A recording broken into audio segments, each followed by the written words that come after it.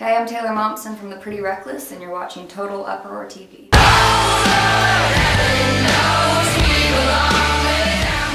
Awesome, so I'm here with the lovely Taylor Momsen from The Pretty Reckless. How are you doing? Doing well, how are you? Yeah, I'm good, not too bad. So how's it all going, this mad tour? It's going great so far. Yeah. And so far so good. Good stuff. What's it been like just hanging out and being on the road with Fall Out Boy?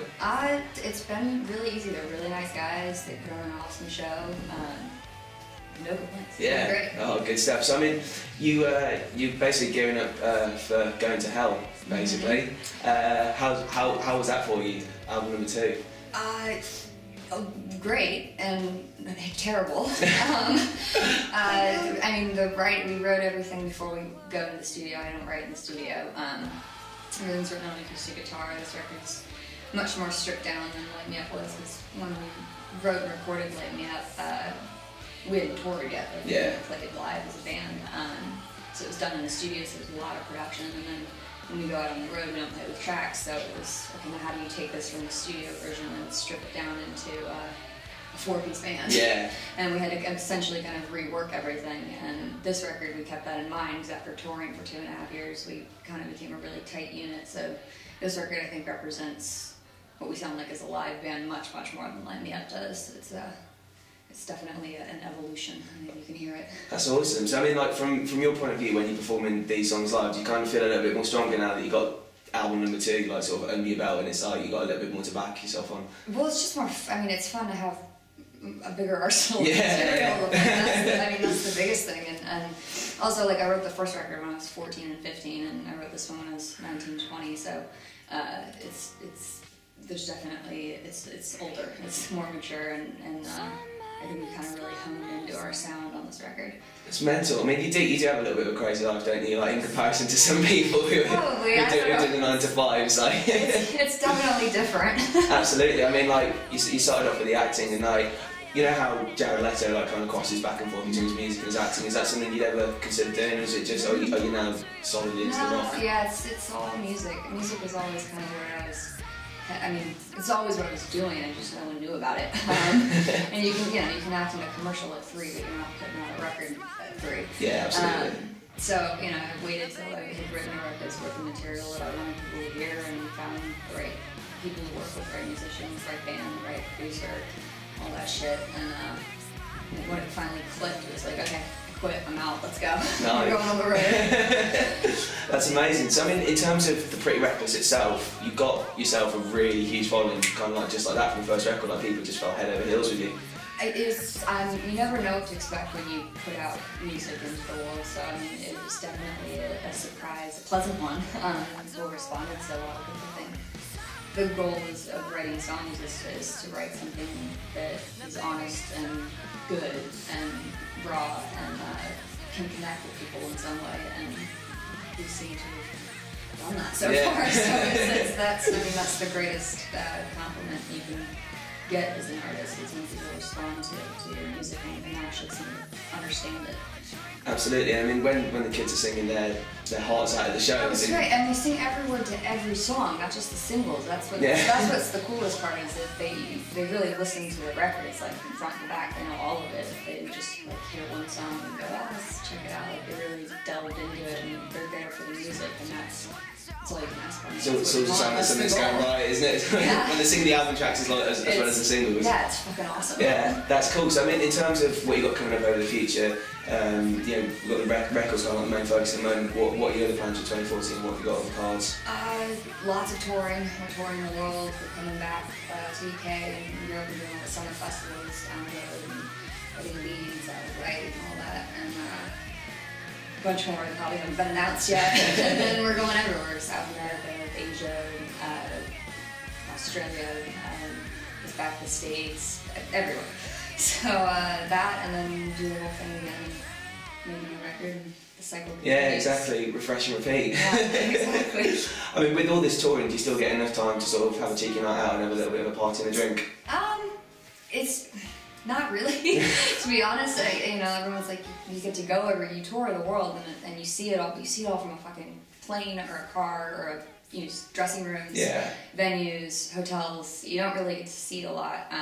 like I've been to Paris a billion times and I've seen the Eiffel Tower from a car window so many times. I've never gotten to go to the Louvre. Yeah. You know, like things like that. So you, I mean, really, when you have time off, you're trying to sleep, because sleep is the thing that you lose the most on tours. It's hard. There's not a lot of sleeping. Especially when people cracking their left, right, and centre, you just have 5 minutes. Exactly. And sleeping on a bus with a bunch of dudes. Yeah. It's like, oh man, personal space. There's no personal space. It's a family. I mean, from crew to band, it's. Does it get a little bit tough sometimes? It's just the type hack, is it? I mean, everyone has their tips and times, but we're all really, really close, so it makes it easy. That's awesome. So I mean, in terms of when you're actually not on the road and you're winding down for a little bit, do you still get a chance to hang out with people that you used to hang out with in America and stuff like that, or is there not really much time? Is it just kind of constant back and forth? It's back and forth a lot. I mean, really, my best friends live on the bus with me, so when I'm at home, I'm hanging out with the same people. Oh guys, do you want to do something today again? Yeah, it's the same people, all the same people. I'm like, Jamie, what's up? Ben, what are you doing? Want to go with this? Yeah, I want to go do something. But no, when I'm home, I'm writing, and I have my other hobbies, I paint and sculpt and Awesome. catch up on my television and Nice. listen to records and play guitar. I'm pretty chill. That's cool. So, I mean, in terms of what you're going to be doing with the Pretty Reckless, is this now the kind of sound that you've nailed with them? Is this like the sort of really sort of ballsy, sort of hard-hitting, just pulsing rock music? Is that where you're going with it?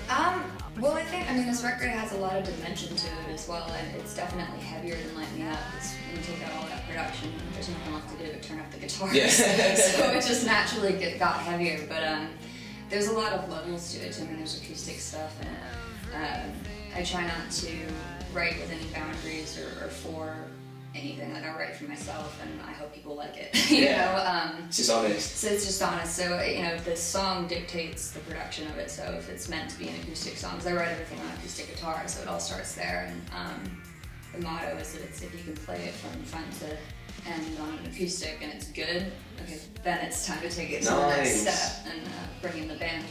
But if it's meant to be an acoustic song and it stays that way, then it's meant to be that. So I think the songs really dictate where it goes, but I think we definitely honed into a sound on this record for sure. That's awesome. I mean, where did it all start? Where did you first pick up a guitar? Like, how did you get into it? Well, I grew up listening to rock music. The Beatles were like my everything. Yeah. They still are. Beatles, Zeppelin, Who, Pink Floyd, AC/DC, Dylan, Neil Young. And then I got into the 90s stuff with Soundgarden and Nirvana and Pearl Jam and Alice in Chains and all that. And then I went back earlier, back to the Crossroads. Yeah. So my influences are quite widespread, I guess. But now I forgot what your question was. Just can't get enough of them. Where did it all start? Like, what was the reason you sort of ended up picking up the guitar and just doing music? Well, I loved it, and I traveled a lot when I was a kid, so I started working when I was 2. So I've been singing since I can remember, and I started writing probably when I was around 5.